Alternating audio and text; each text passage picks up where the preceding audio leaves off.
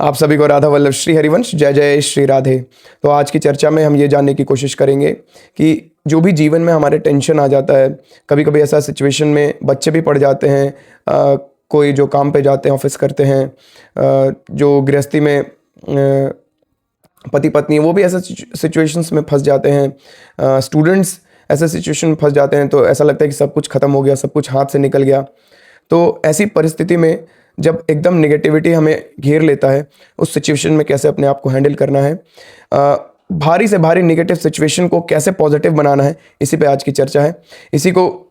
इसी के विषय में गुरुदेव 5 पॉइंट बताएंगे आगे, जिससे कि हम जिसको कि अपने जीवन में धारण करके उसका बड़ा फ़ायदा हम उठा सकते हैं। ठीक है, भजन में आगे बढ़ सकते हैं, जीवन को भजनमय बना सकते हैं और भगवान की प्राप्ति भी कर सकते हैं और सांसारिक उन्नति भी कर सकते हैं। तो ठीक है, शुरू करते हैं लेक्चर। ठीक है तो गुरुदेव बता रहे हैं जीवन में निराशा, असफलता और हताशा का सामना करना एक आम बात है। कई बार हम इतनी मेहनत करते हैं लेकिन परिणाम उम्मीद के मुताबिक नहीं मिलते और हम हिम्मत हारने लगते हैं। ठीक है, तो इस चर्चा में गुरुदेव 5 ऐसी शक्तिशाली विचारों को हमारे सामने बताएंगे जो कि हमारे जीवन जीने की दृष्टिकोण को, उस नेगेटिव सिचुएशंस को कैसे हैंडल करना है, उसके दृष्टिकोण को, कि मतलब नेगेटिव सिचुएशन आया है तो क्यों आया है, मतलब ये सब चीज़ को पूरी तरह से उसको कैसे टैकल करना है, जैसे हम पहले करते थे। अगर ये चीज़ सुनते हैं तो वो चीज़ पूरा चेंज हो जाएगा। ठीक है, सोचने का तरीका पूरी तरह से चेंज हो जाएगा, दृष्टिकोण पूरी तरह से चेंज हो जाएगा। ठीक है, और हमारे भीतर एक अटूट जिद्दी स्वभाव का उद्गम होगा, जिससे कि हम कभी ऐसा नेगेटिव सिचुएशन को एकदम चुटकी में ऐसा हैंडल करेंगे। ठीक है, तो उसी 5 पॉइंट में से पहला पॉइंट बताते हुए गुरुदेव बता रहे हैं, हार को हार नहीं जीत का सूत्र मानिए। ठीक है, कैसे? सबसे पहला और महत्वपूर्ण विचार यह है कि हार को कभी भी अंतिम परिणाम के रूप में स्वीकार न करें। इसके लिए एक जिद्दी स्वभाव की आवश्यकता है।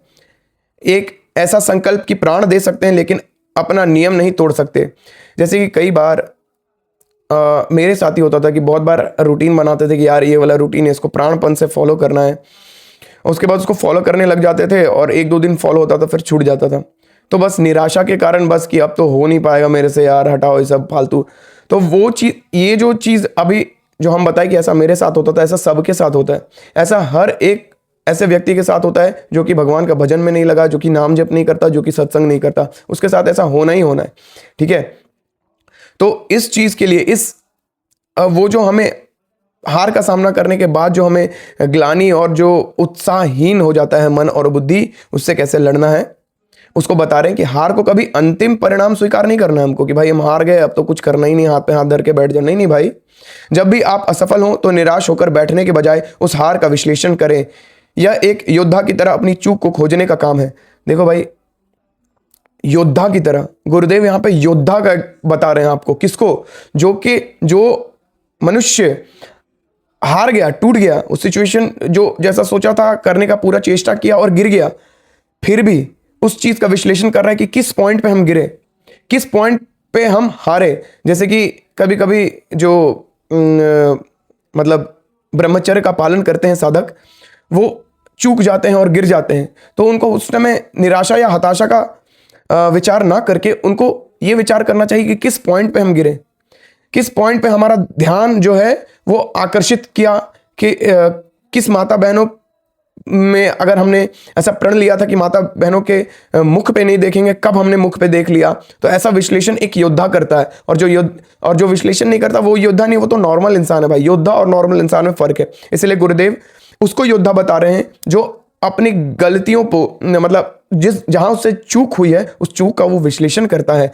जब गिरता है तो ये सोचता है कि हम कहाँ गिरे, किस पॉइंट पे गिरे। उसका जो भी विश्लेषण आप करोगे, इसका बहुत बड़ा परिणाम है भाई, मतलब बहुत अचूक ये पॉइंट है भाई। इसको अपने दिमाग में नोट कर लो कि जब भी गिरे, असफल हो हम, तो हमें विश्लेषण करना है। अगर योद्धा हो तो विश्लेषण करो, नहीं हो तो भाई छोड़ दो ऐसे ही।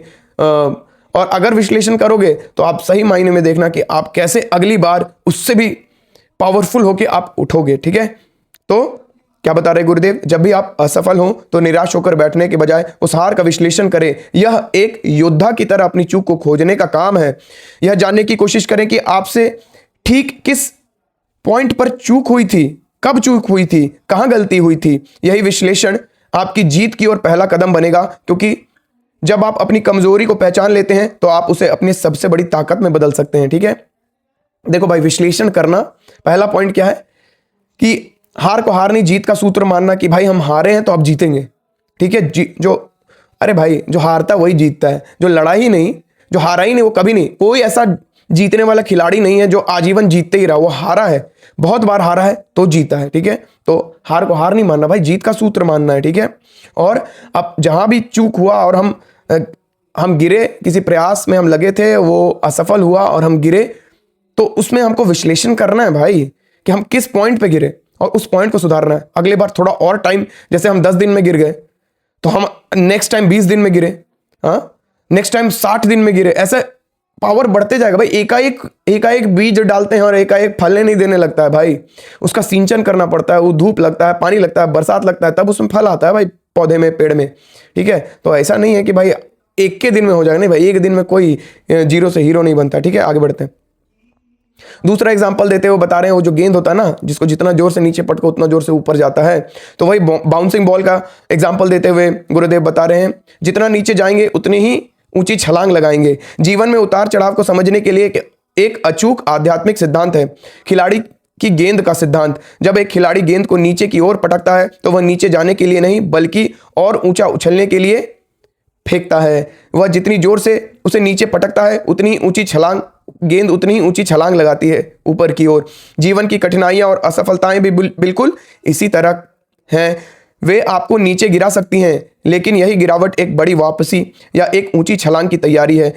इस सिद्धांत का सबसे गहरा सत्य यह है कि हम सब भगवान के हाथ की गेंद है, हमको चिंता नहीं करनी। भगवान अगर हमको नीचे गिरा रहे हैं तो उतनी तेजी से ऊपर उठाएंगे भी उन्हीं। तो इस सिद्धांत को बताते हुए गुरुदेव ये बताना चाह रहे हैं कि भाई भगवान के शरणागत हो जाओ, भगवान का गेंद बन जाओ, भगवान की कठपुतली बन जाओ भाई। वो गिराएं उनकी मर्जी, वो उठाएं उनकी मर्जी। ऐसा हाथ खड़ा कर दो भगवान के सामने। जब आप ऐसे हाथ खड़ा कर दोगे भगवान के सामने तो भगवान रखवार। लेकिन ऐसे हाथ खड़ा कर देना हार का एग्जाम्पल नहीं है। जो बोलते हैं कि भगवान के शरणागत हो जाओ, कुछ लोग बोलते हैं तो क्या सब कुछ भगवान पे छोड़ दें? भाई आप चाह के भी भगवान पे नहीं छोड़ सकते, है ना। भगवान पे छोड़ देना सिद्धों, ये सिद्धि है। ठीक है, भगवान पे छोड़ देना ये सिद्ध संतों, सिद्ध भगवान के भक्तों क्या बोले पोजीशन है। ठीक है, हमारा पोजीशन नहीं है। हमारा पोजीशन तो यह है कि भगवान का पूजा भी कर रहे हैं और इधर अपने धन पे, अपने बल पे, अपने शारीरिक बल पे, अपने मानसिक बल पे भी भरोसा रखें, अपने जान पहचान पे भरोसा रखें कि भाई इसका नंबर रख लेते हैं, अपना मोबाइल में सेव कर लेते हैं, भाई ये डॉक्टर साहब का नंबर है, ये हमको जब हम बीमार पड़ेंगे तो हमको बचाएंगे। अरे भाई इस भाव से क्यों रखना? हाँ डॉक्टर है, नंबर सेव कर लिए, बात खत्म।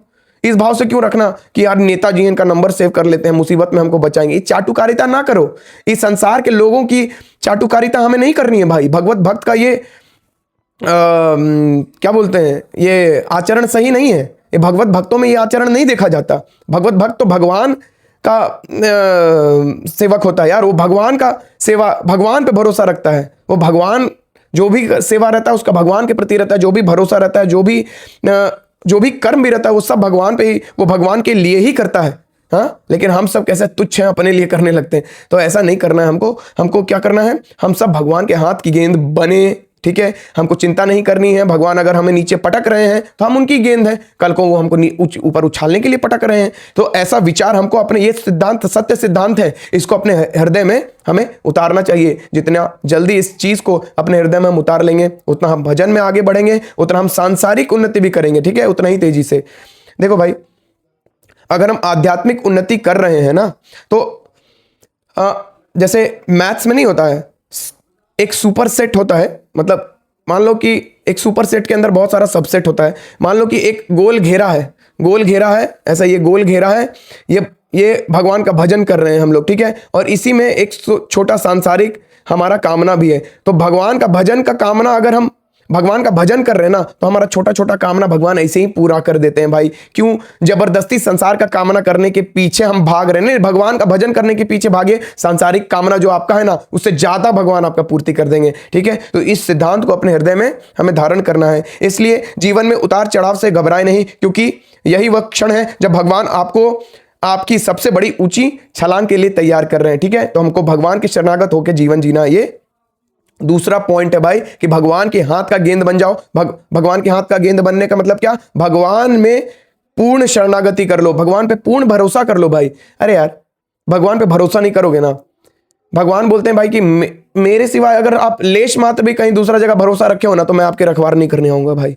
मेरे को अपने भगवत भक्तों से प्रेम है भाई, मैं भगवत भक्तों के लिए जीता हूं, मैं आम लोगों के लिए नहीं जीता हूं। सब पर मोर बराबर दाया, पर जो मेरे भक्त हैं, जो संत जन हैं, उन पे मेरी असीम कृपा है, उनका मैं हूं, मतलब उनको मैं खुद अपने आप को दे देता हूं। आप सोच रहे हो, भगवान खुद अपने आप को, अपने संत जन, अपने भक्त जन, अपने प्रेमी जन को दे देते हो, तो क्यों हम भगवान के प्रेमी जन, क्यों हम भगवान के भक्त बनने का ट्राई ना करें? क्यों हम संसारी पुरुष बन के घूमते रहें? अरे भाई, ये सब सेलिब्रिटी पीछे हट जाएंगे और आपका क्या बोले यार, ऐसा आनंद अनुभव करोगे अपने हृदय में कि आपको सब सांसारिक सुख तुच्छ, छोटा, कचड़ा के समान नजर आने लगेगा और परमानंद में डूबे रहोगे भाई। जहां जाओगे वहां के लोग आनंदित, प्रफुल्लित, टेंशन फ्री हो जाएंगे, मजा में आपके साथ राधे राधे करने लगेंगे। ठीक है, आगे बढ़ते हैं। दूसरा पॉइंट आपको समझ में आ गया?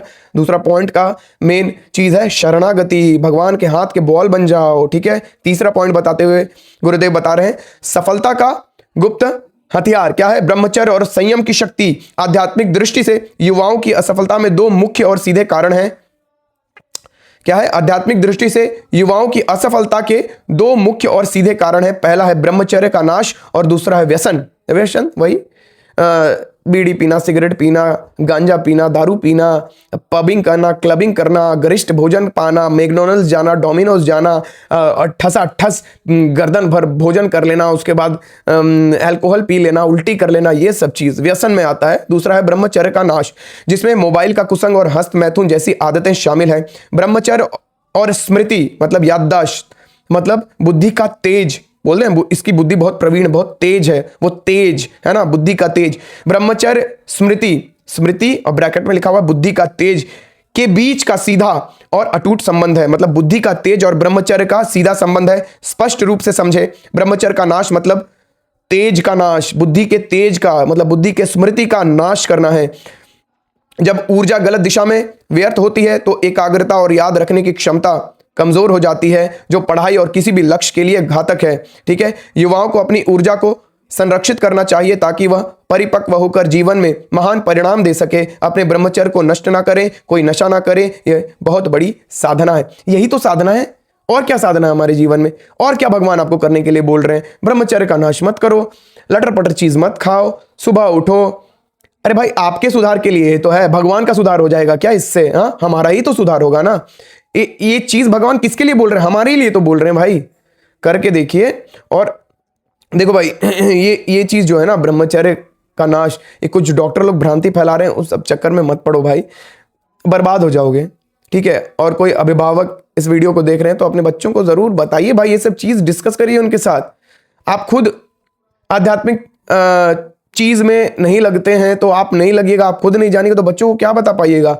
आप कम से कम इस स्वार्थ से कि मेरा बच्चा मेधावी बने, मेरा बच्चा देश का सेवक बने, देश के बड़े पदों पे जाए, कम से कम इस भाव से भी तो अपने बच्चों पे पूर्ण ध्यान दीजिए। अपने शास्त्र को उठा के पढ़िए, सत्संग से जुड़िए, नाम जप करिए, कीर्तन में जाइए। क्यों नहीं करते हैं? मंदिर जाके सिर्फ कामनाओं का बोझ पटक देने से, भगवान को नारियल चढ़ा देने से कुछ नहीं होगा, कुछ नहीं होगा भाई, कुछ नहीं होगा, मान लो मेरी बात। ठीक है, आगे बढ़ते हैं। तो अभिभावकों से हाथ जोड़ के विनती है कि अपने बच्चों को सत्संग से जोड़ें, नाम जप करवाएं, है ना, सुबह उठने के लिए प्रेरित करें, खुद भी उठें। ये बहुत गलत हो जाएगा, आने वाला टाइम बहुत खतरनाक है भाई, बच्चे आपके हाथ से निकल जाएंगे, कुछ नहीं कर पाओगे फिर। ठीक है, छोटा छोटा आदत, मोबाइल कितना हम लोग के टाइम, देखो भाई मेरा एज 30 साल का हो गया, जब हम छोटे थे तो मेरे टाइम में मोबाइल नहीं था, टिपटिपिया मोबाइल था, वो भी बहुत आ ही रहा था, नया नया, है ना, मोटोरोला का इतना बड़का सेट आता था, तो उस टाइम ये सब नहीं था, हम लोग बाहर जाके खेलते थे, ये सब। लेकिन आज देख रहे हो भाई, मोबाइल का रील देखने के कारण बच्चा लोग से आप मोबाइल छीन लो तो तुरंत परेशान हो जाएगा, मोबाइल दे तो चुप हो जाएगा। आप समझ रहे हो कितना बड़ा नशा उसको हो गया है? जो लोग नशा करते हैं, जो व्यसन के आदत हो जाते हो, क्या है, अगर उनको नशा ना मिले तो छटपटाने लगते हैं। आप देखिए, बच्चा के हाथ से मोबाइल छीन के देखिए, एकदम छटपटाने लगेगा, बोलेगा नहीं नहीं हमको मोबाइल, और जैसे ही मोबाइल दीजिए बस सब कुछ छोड़ के मोबाइल में लग जाएगा। तो ये नशा नहीं है तो क्या है बताइए?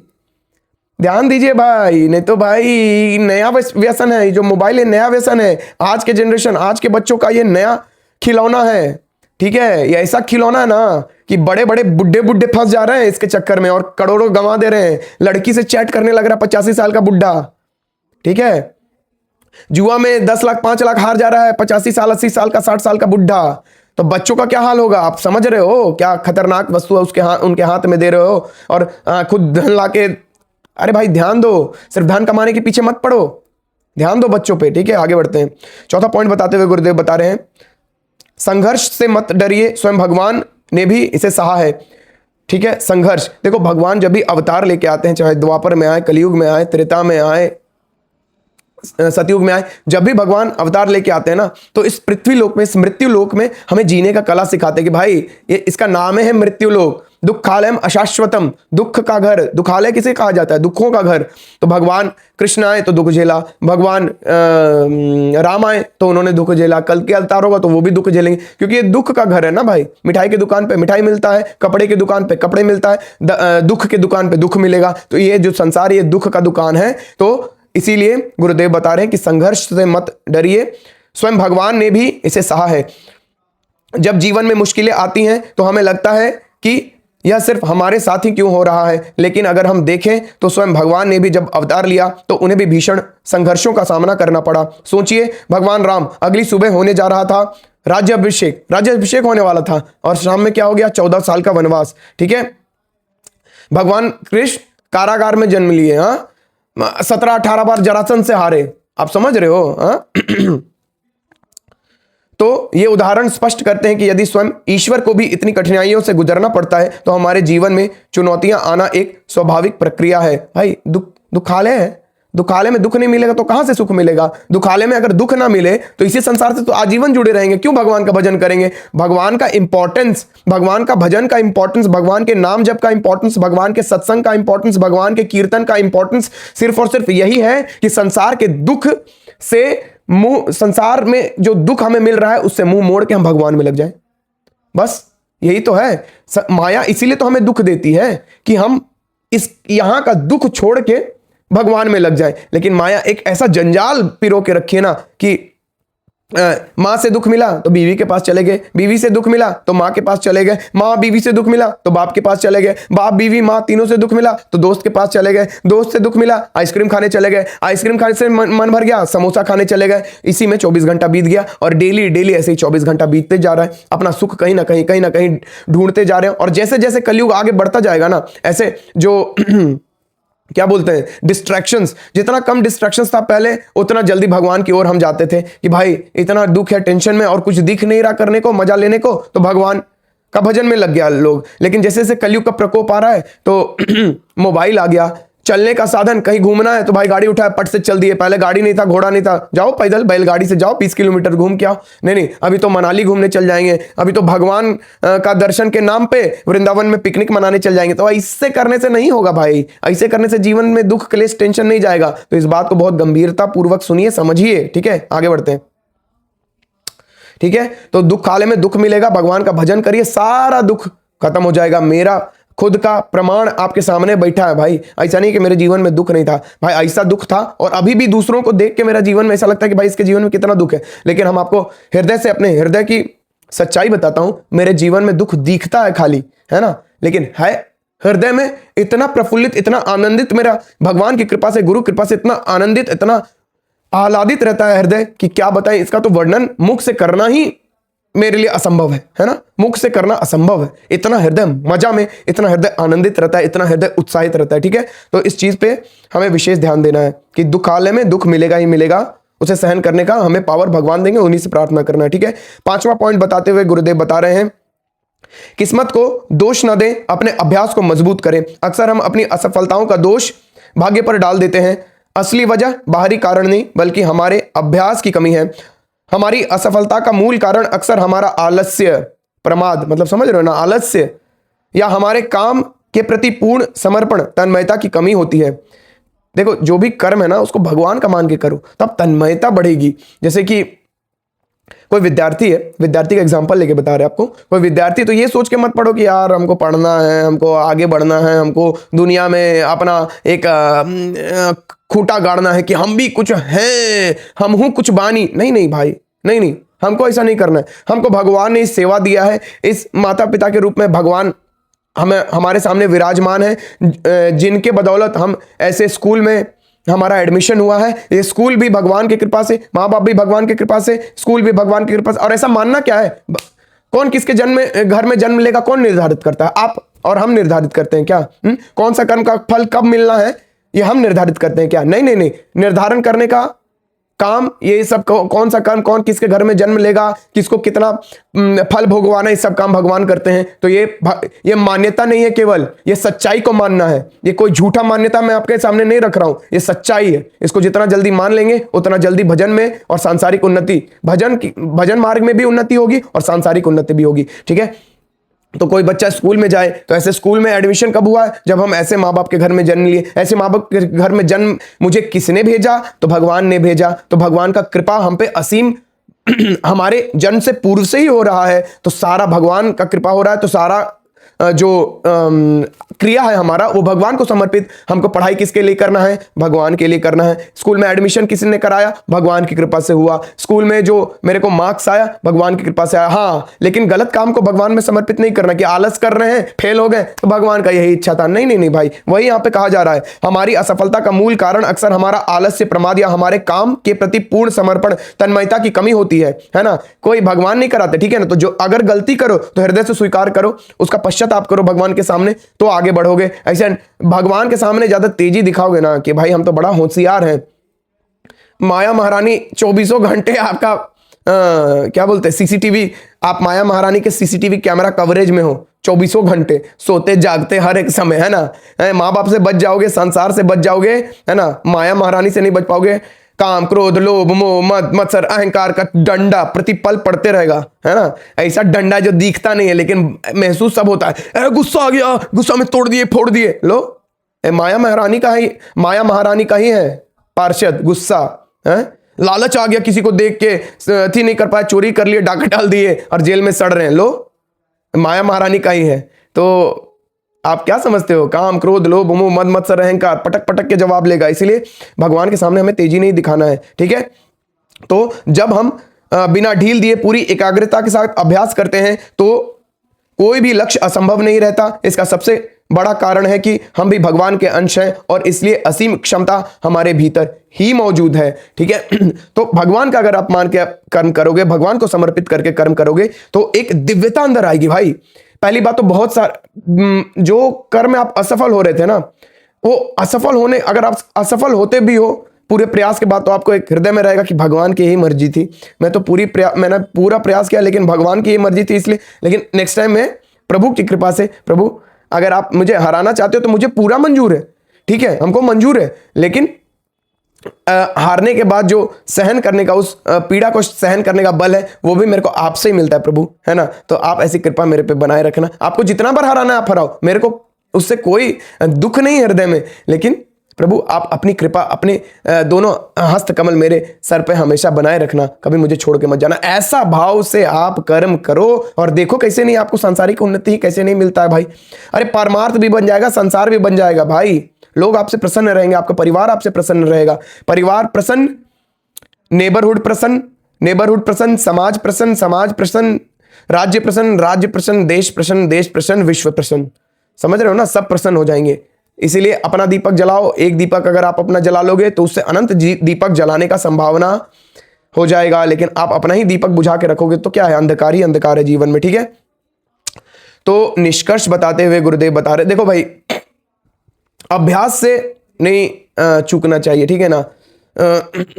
एक बहुत सुंदर एग्जाम्पल है कि एक तितली होता है ना, एक तितली जो जब अपना एक कवरिंग बना के पेड़ में लटका रहता है, तो एक बच्चा उसको देखा कि ये क्या चीज़ है, तो बहुत दिन तक ऑब्जर्व किया तो देखा कि अरे उसमें से एक तितली निकलने का 2-3 ऐसा बना हुआ था, तो उसमें से 2-3 तितली निकल गया। तो लास्ट वाला को वो ऑब्जर्व कर रहा था, तो देखा ना कि लास्ट वाला जो कपोला, पता नहीं उसको क्या बोलते हैं, जिसमें से तितली निकल के उड़ जाता है, ठीक है?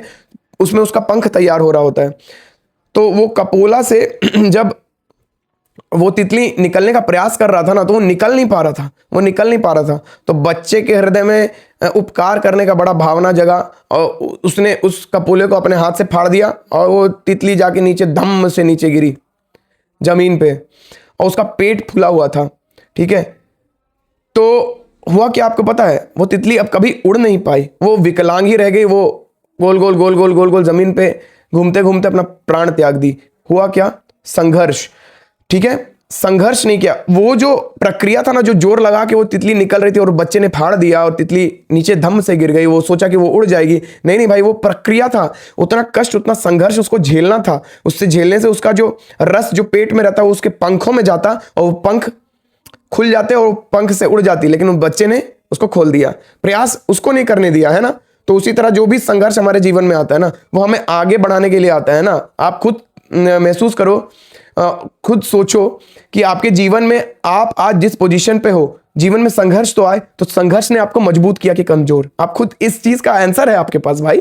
तो संघर्ष आता है तब दुख होता है, संघर्ष आता है तब व्यथित महसूस होता है। व्यथित नहीं, भगवान की मर्जी है भाई। भगवत भजन करने वाले साधक क्यों प्रसन्न रहते हैं? क्यों? क्योंकि वो भगवान का कृपा मान के, दुख को भगवान का कृपा मान के झेलते हैं। आप सोच रहे हो तो क्यों वो दुखी रहेंगे? हाँ, समझ रहे हो ना। तो ये चीज हमें अपने जीवन में धारण करना है। ठीक है, तो निष्कर्ष बताते हुए गुरुदेव बता रहे हैं संदेश बिल्कुल स्पष्ट है। 1000 बार हारेंगे तो भी हम दौड़ पड़ेंगे, 1000 बार हारेंगे तो भी हम दौड़ पड़ेंगे अपने लक्ष्य की तरफ, हार कर नहीं बैठ जाएंगे। चुनौतियां उतनी महत्वपूर्ण नहीं है जितना कि हमारा उनके प्रति जिद्दी दृष्टिकोण, हमारा अनुशासन, संयम और हमारे अभ्यास के प्रति हमारा समर्पण। हार केवल एक घटना है, अपनी पहचान नहीं। आपकी पहचान मतलब हमारी पहचान, हार हमारी पहचान नहीं है भाई। हम भगवान के जन हार कैसे सकते हैं? ठीक है, यह केवल एक अवसर है यह जानने का कि अगली बार और मेहनत की तैयारी के साथ कैसे वापसी करनी है। ठीक है, तो होप सो कि आपको ये लेक्चर कुछ वैल्यू प्रोवाइड करेगा और आप नाम जप में, भगवान के भजन में आगे बढ़िएगा, सांसारिक उपलब्धि में आगे बढ़िएगा। ठीक है, इसी मंगल कामना के साथ कि आप लोग भगवत भजन में लगिएगा, नाम कीर्तन में लगिएगा, नाम जप में लगिएगा, नित्य सत्संग में बने रहिएगा। नेक्स्ट वीडियो में मिलेंगे। आप सभी को राधा वल्लभ श्री हरिवंश। जय जय श्री राधे, श्री राधा वल्लभो जयती।